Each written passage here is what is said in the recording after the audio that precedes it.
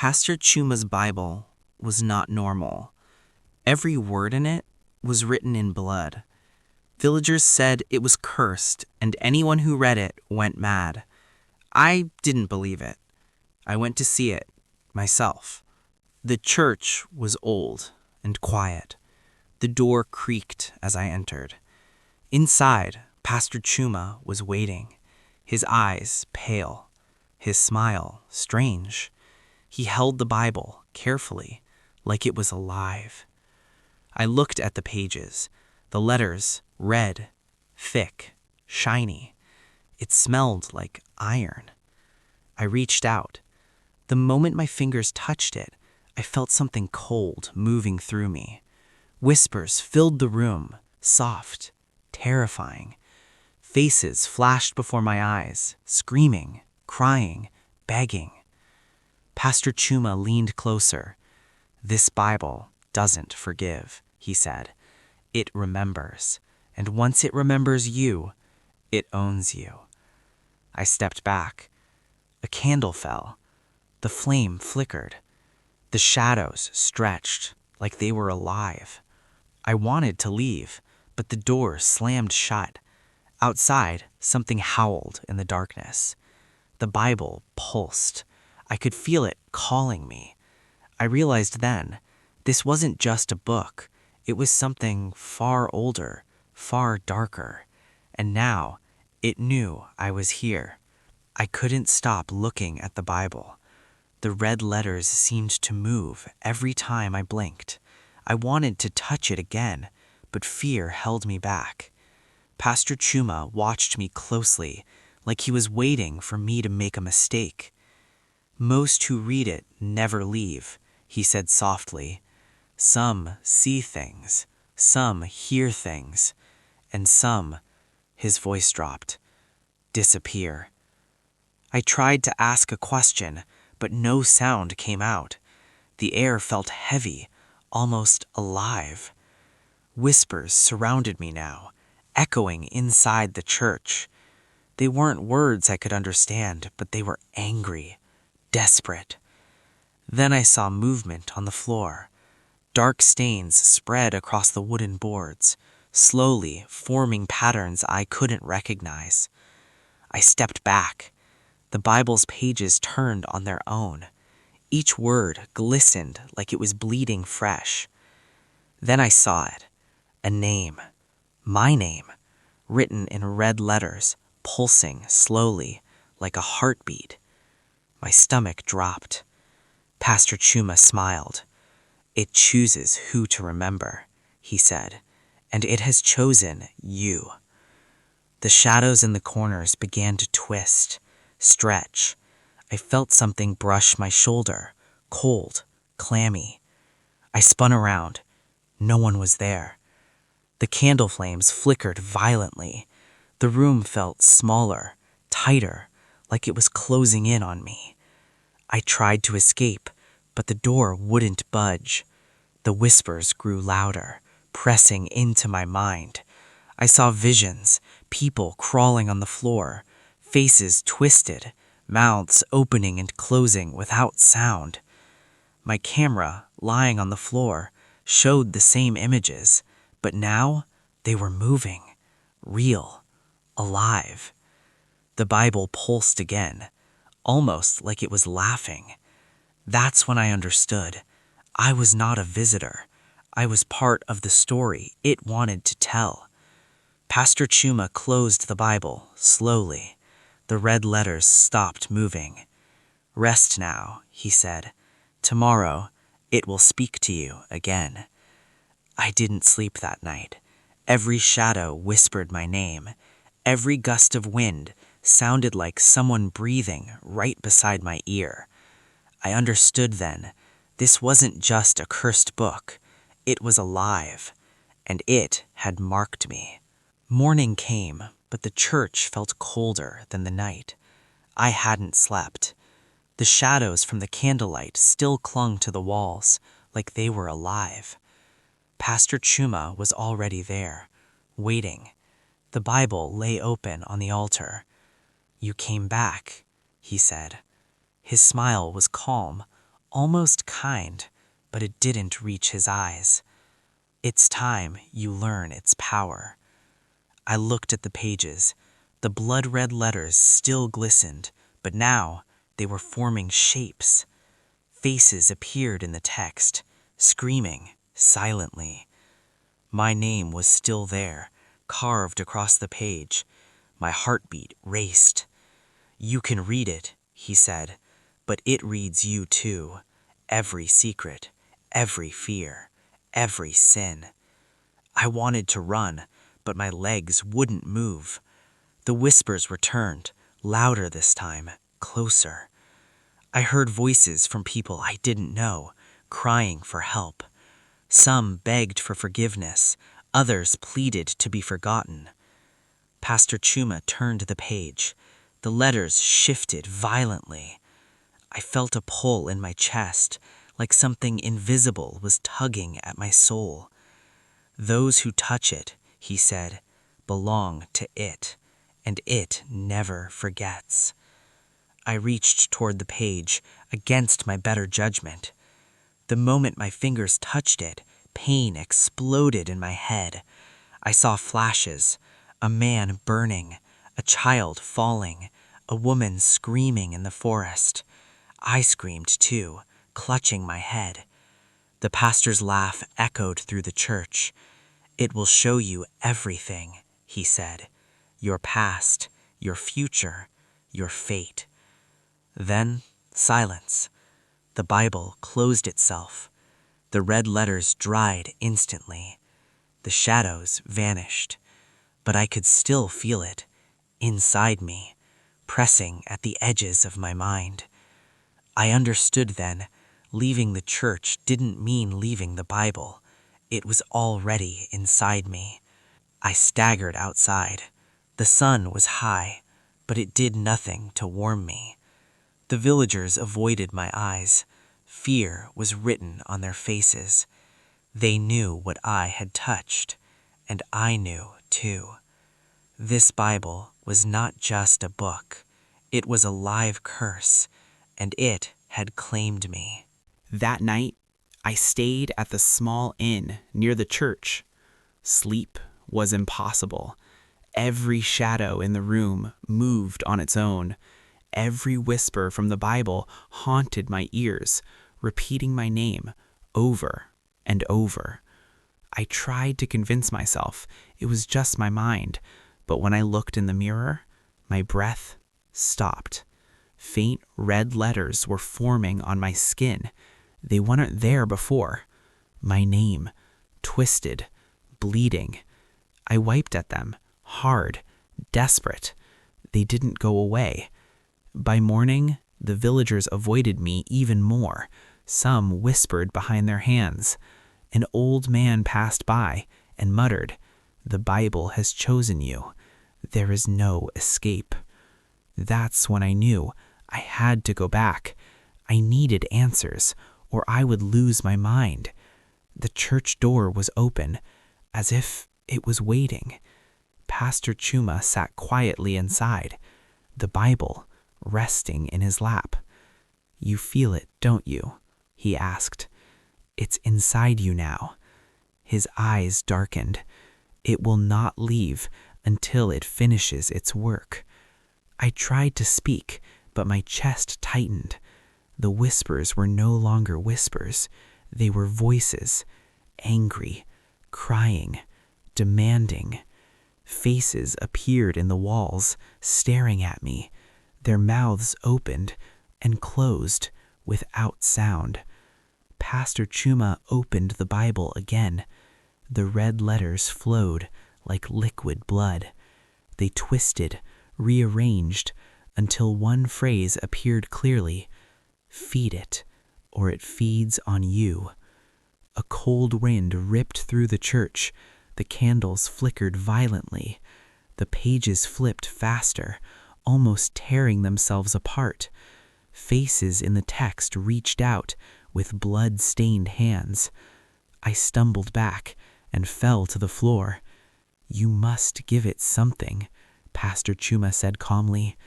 "A secret, a memory, a life." Otherwise, it takes everything. I felt it inside my mind, pulling me toward the Bible, stronger than fear, stronger than will. The voices screamed, pleading, begging, and my memories, my fears, began spilling out, feeding it. When I finally left the church, it hadn't let go. Every step I took, every breath I drew, I felt it, watching, waiting. Now I understand what the villagers meant. This is not a curse. This is possession, and it's only getting started. The next morning, I woke with a pounding headache. My hands were shaking, and the air still smelled like iron. The red letters on my skin had faded, but the memory of them hadn't. Deep inside, I felt it. The Bible wasn't far away anymore. It was inside me, watching, waiting. I went back to the church.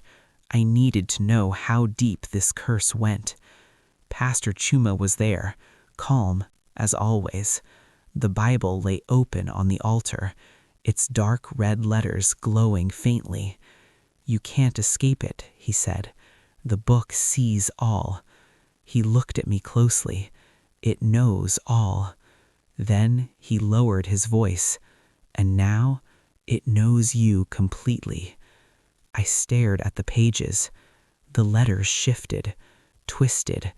They formed my face again and again, each one screaming, each one trapped in fear. The whispers returned, louder this time, closer. "Feed it, feed it." That's when I understood. It didn't want attention. It didn't want worship. It wanted life. Emotions, secrets, sins, everything. Something moved beside me. Shadows crawled across the floor, slowly, deliberately, toward my feet. They wrapped around my legs, pulling me forward, dragging me toward the altar. I fell. My hands stopped just inches from the Bible. The pull was unbearable. "You see," Pastor Chuma said quietly, "it wants to know everything about you.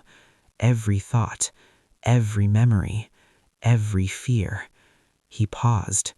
"You are its next story." I tried to run. The door slammed shut. The shadows rose, stretching up the walls, closing in around me. Cold hands brushed my skin. The whispers exploded in my head, hundreds of voices screaming at once. Then the Bible opened by itself. The letters bled across the page, fresh, wet, alive. My name appeared again, cut deep into the paper. That's when I knew the truth. This book was not cursed. It was alive, and it was feeding. Pastor Chuma's voice cut through the noise. "You cannot escape it. You are part of its story now.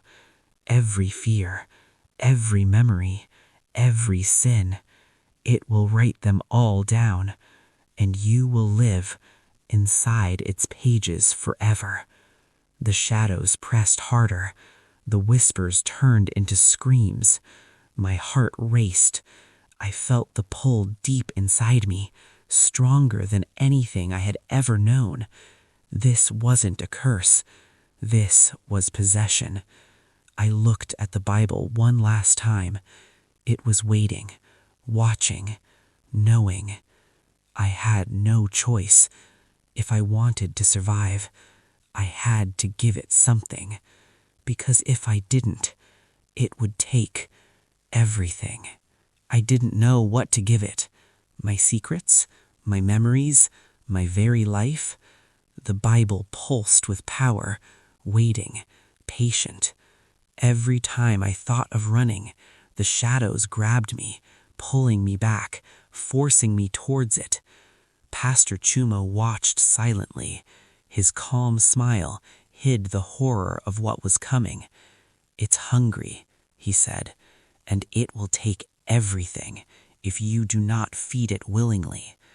I knelt in front of the altar. The Bible's pages were alive, letters twisting, writhing. My name appeared again, bleeding across the page, as if carved in real flesh.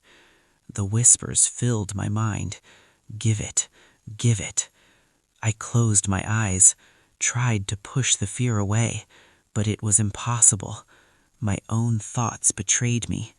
Every regret, every lie, every dark memory I had ever buried, it was all there, exposed. The book demanded it, fed of it, pulled it from me like threads being torn from my soul. Then it spoke. My voice, my thoughts, my fears. Every secret I had was now inside the Bible. I gasped, feeling my very life being written in red letters. I tried to resist, but the pull was too strong. The shadows tightened around me, pressing into my skin, freezing my limbs. Pastor Chuma leaned closer. Do not fight it. It knows you better than you know yourself. Feed it willingly, or it will consume you completely. I understood then. Survival meant surrender. I gave it my fear, my shame, my anger, everything. I felt it pull the darkness from me, consume it, and write it across the pages. The whispers became a low hum, satisfied. When I opened my eyes, the shadows had receded slightly. The Bible closed slowly, the red letters dimming. But I felt it inside me, still alive, still hungry. I had survived the night, but I was no longer free. I belonged to the Bible now. I looked at Pastor Chuma. It's done? I asked. For now, he said, but it will remember you forever, and one day it will call again. I left the church at sunrise, but nothing felt the same. The village was quiet, too quiet, and even as I walked away, I could feel it. The Bible was still with me. Every shadow moved differently. Every sound carried a memory of that night. At home, I tried to forget. I burned the photographs, erased my notes, forced myself not to think about the church. It didn't matter. The red letters, the whispers, the shadows, they were inside me now. I felt them when I slept, when I ate, when I walked alone. Then one night, it came to me in a dream. The Bible opened before me, its pages bleeding red. Faces stared out, twisted in pain. 1,000 voices screamed, cried, begged. I woke up drenched in sweat. My hands were shaking. In the mirror, faint red letters were forming on my skin again. My name. Always my name. I tried to tell someone. No one listened. To them, I was just afraid, just paranoid. But I knew the truth. The Bible was alive. It remembered me, and it was waiting. Weeks passed. The whispers grew quieter, but the hunger never left. Every shadow, every sound, every flicker of light reminded me of what I had touched. I had survived, but only just. Then, one day, a letter arrived. No sender, no return address. Inside, a single line written in red ink. We have not forgotten you. I didn't need to ask who sent it. I already knew. The Bible wasn't finished with me. One day, it would call again, and when it did, there would be no escape. Even now, I can feel it, watching, waiting. patient, eternal. It knows that one day I will return. The pastor's Bible was written in blood, and now a part of me is written in it too. Some stories end, but others remember you. The pastor's Bible was written in blood, and it is still waiting. If you survived this story, step closer. Subscribe for more African horror tales that don't stay on the screen. Like, comment, and share, but be careful what you write, and turn on notifications because the whispers always return.